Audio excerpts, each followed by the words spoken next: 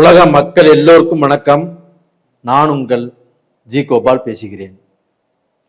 இன்னைக்கு நாம எடுத்துக்கிட்ட தலைப்பு என்ன அப்படின்னா, ஜூன் மாத பலன்கள். இந்த ஜூன் மாத பலன்களாகப்பட்டது மேச ராசிக்காரங்களுக்கு எப்படி இருக்கும், அதை பற்றி தான் இந்த வீடியோவில் தெளிவாக சொல்ல போகிறோம். இது யாருமே ஸ்கிப் பண்ணாமல் பாருங்க. உங்கள் வாழ்க்கையில் நீங்கள் எதிர்பார்த்த ஏதாவது ஒரு சில விஷயத்துக்கு என்னுடைய இந்த பதிவு ஏதாவது ரூபத்தில் பயன்படும். சரி, மேசராசி.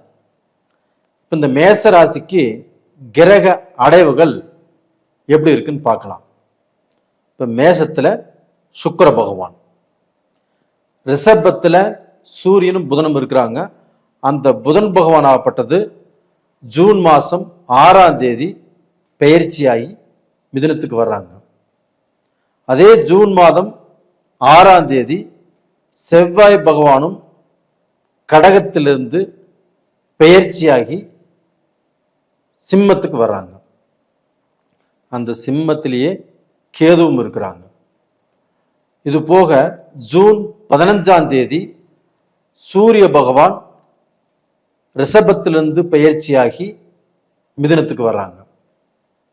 சுக்கிர பகவான் ஆகப்பட்டது ஜூன் மாதம் 29ஆம் தேதி பெயர்ச்சியாகி ரிஷபத்துக்கு வர்றாங்க. கும்பத்தில் ராகு, அது போக மீனத்தில் சனி பகவான், மிதுனத்தில் குரு பகவான். இதுதான் இந்த மாத கிரக அடைவுகள். சரி, இந்த மாத கிரக அடைவுகள் மேச ராசிக்காராகிய எங்களுக்கு எப்படி இருக்கும் சார்? ஏதாவது ஒரு விடிவு காலம், ஏதாவது ஒரு நல்ல பலன் கண்டிப்பாக கிடைக்குமா? தொழில் ஆரம்பிக்கலாமா? நாங்கள் வெளிநாடு போகலாமா? எங்களுக்கு ஏதாவது கல்யாணம் நடக்குமா? இப்படிங்கிறது தான் உங்களுடைய கேள்வி. அதற்கு பதில் இப்போ நான் சொல்கிறேன். அதாவது உங்களுடைய ராசிநாதன் சந்திர பகவான், இப்போ சந்திர பகவான் கடகத்தில் இருக்கிறாங்க. அந்த கடகத்தில் இருந்து தான் இந்த பலனே ஆரம்பிக்குது. அப்போ கடகத்தில் சந்திர பகவான் இருக்கும்போது அதே கடகத்தில் உங்களுடைய ராசிநாதனும் இருக்கிறாங்க. உங்கள் ராசிநாதன் நீச்சத்தில், கடகத்தில் சந்திரன் ஆட்சியில். அப்போ நீச்ச பங்க ராஜயோகம் மேச ராசிக்காரங்களுக்கு. அப்போ டோட்டலாக பார்த்தீங்கன்னா மேச ராசிக்காரங்கள் இந்த மாதத்தின் ஆரம்பத்திலேயே நீச்ச பங்க ராஜயோகத்தில் தான் நீங்கள் இருக்கிறீங்க. அப்போ மேச ராசிக்காரங்களாகப்பட்டது இவ்வளவு நாள் உங்களுடைய ராசிநாதன் நீச்சத்தில் இருந்து உங்களை தெளிவான முடிவெடுக்க விடலை. ஒரு இடம் வாங்கினாலும் பிரச்சனை, நம்ம சுபகாரியம் பேச போனாலும் பிரச்சனை, நம்ம வாயிலிருந்து எந்த பேச்சு வந்தாலும் நல்லதாகவே முடியல. எல்லாமே சோதனை, கஷ்டம், நஷ்டம், இப்படித்தான் முடிஞ்சிட்டு இருந்தது. இதற்கு மேல் கண்டிப்பாக மேச ராசிக்காரங்கள் நீங்க பார்த்தீங்கன்னா எந்த முடிவு வேணா எடுக்கலாம். நீங்க பேசக்கூடிய பேச்சு கண்டிப்பாக அதுக்கு பலன் கிடைக்கும். நீங்க ஒரு வியாபாரத்துக்கு முயற்சி பண்றீங்களா? தாராளமாக முயற்சி பண்ணலாம். நீங்க ஒரு பிசினஸ் ஆரம்பிக்கிறீங்களா? தாராளமாக ஆரம்பிக்கலாம். அந்த அளவுக்கு உங்களுக்கு இந்த ஜூன் மாதம் நல்ல பலனை கொடுக்கவிருக்கிறது. அது போக பார்த்தீங்கன்னா உங்களுக்கு 3ஆம் இடம், உங்கள் ராசிக்கு 3ஆம் இடம் எது? மேசம், ரிஷபம், மிதுனம். அந்த 3ஆம் இடத்து அதிபதி 3ஆம் இடத்திலேயே ஆட்சி, புதன் பகவான். அப்போ அந்த 3ஆம் இடத்துல அந்த புதன் பகவான் ஆட்சியாக இருக்கும்போது நீங்கள் எடுக்கக்கூடிய முடிவுகள் புத்திசாலித்தனமாகவும் அந்த முடிவில் வெற்றி காண போறீங்க. அப்போ உங்களுக்கு பார்த்தீங்கன்னா எந்த முடிவாக இருந்தாலும் அது சக்சஸ் ஆகத்தான் உங்களுக்கு முடியும். அதே புதனோடு சூரியனும் இந்த மாதம் 15ஆம் தேதி சேர்றாங்க. புதாதித்ய யோகம். அப்போ அந்த புதாதித்ய யோகம் யாருக்கு கிடைக்குது அப்படின்னா மேசராசிக்காரங்களுக்கு கண்டிப்பாக கிடைக்குது. ஏன்னா 3ஆம் இடத்துல புதாதித்ய யோகம். அந்த 3ஆம் இடம் என்பது மேசராசிக்காரங்களுக்கு முயற்சி ஸ்தானம். அந்த முயற்சி ஸ்தானமே வெற்றி ஸ்தானமாக மாறுது.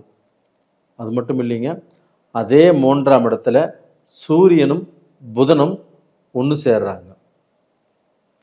அந்த சூரியனும் புதனும் அந்த முயற்சி ஸ்தானத்தில் ஒன்று சேரும்போது கண்டிப்பாக மேச ராசிக்காரங்கள் ஏதாவது லீடர்ஷிப் கிடைக்கும், ஏதாவது பெரிய பதவி கிடைக்கும், இல்லை அரசியலில் ஏதாவது ரூபத்தில் நல்ல பொசிஷனுக்கு வருவீங்க, இல்லைன்னா ஏதாவது டாக்டர் ஆவீங்க, இல்லைன்னா ஏதாவது யூனிஃபார்ம் சம்பந்தப்பட்ட தொழிலில் ஒரு ப்ரமோஷன் கிடைக்கும், இல்லை யூனிஃபார்ம் சம்பந்தப்பட்ட தொழிலை நீங்கள் எதிர்பார்க்குறீங்க, ஒரு இன்டர்வியூக்கு போறீங்கன்னா அந்த இன்டர்வியூ இந்த பீரியடில் சக்ஸஸ் ஆகும் மேசராசிக்காரங்களுக்கு.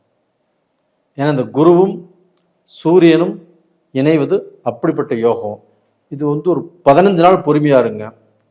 ஜூன் மாதத்தில் அந்த 15 நாளைக்கு மேலே அடுத்த 15 நாள் கண்டிப்பாக உங்களுக்கு இந்த மாதிரியான வெற்றி வாய்ப்புகள் கண்டிப்பாக வரும்.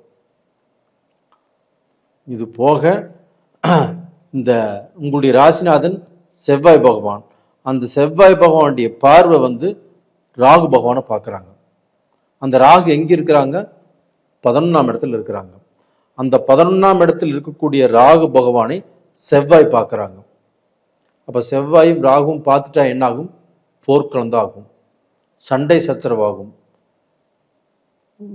நம்மளை ஒரு வீதியில் போகிறோம்னா நம்மளை பிரச்சனை நம்மளை தேடி வரும், வம்பு வழக்குகள் உருவாகும், கோர்ட்டு கச்சேரி அப்படிங்கிறது போகக்கூடிய சூழ்நிலை கண்டிப்பாக நம்மளுக்கு வரும். ஆனால் இந்த பீரியடில் கண்டிப்பாக அது வராது.